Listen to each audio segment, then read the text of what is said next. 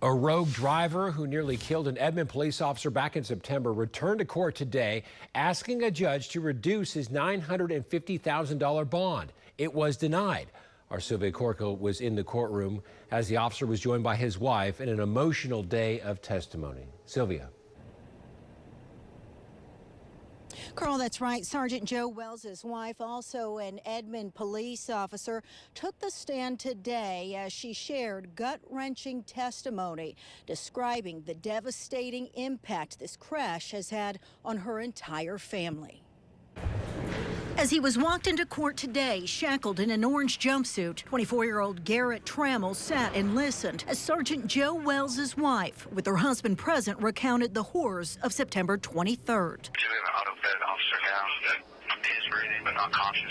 Just 2 months prior to her husband's near death, Wells' wife said her husband's fellow motorcycle officer, C.J. Nelson, had been killed when he was struck by an intoxicated driver. Heartbroken for Nelson's wife and children following his death, Wells' wife said she was often consumed with dread, fearing and wondering how she'd cope if Joe was ever injured. Then on September 23rd, her worst fears were realized. As we began to bring him out, he did open his eyes.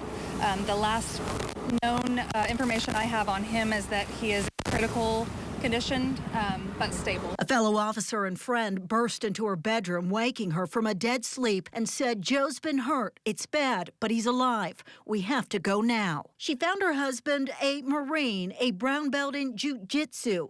His teeth shattered, covered in dirt and debris, his body broken. The courtroom filling with tears as the state played body cam video of Wells after he was found in a ditch, unconscious, blood gurgling from his mouth as he fought to live. An Oklahoma City police detective testifying that Trammell, behind the wheel of a pickup, had already struck 3 other vehicles and was traveling 41 miles an hour when he struck the officer, only stopping after crashing his pickup.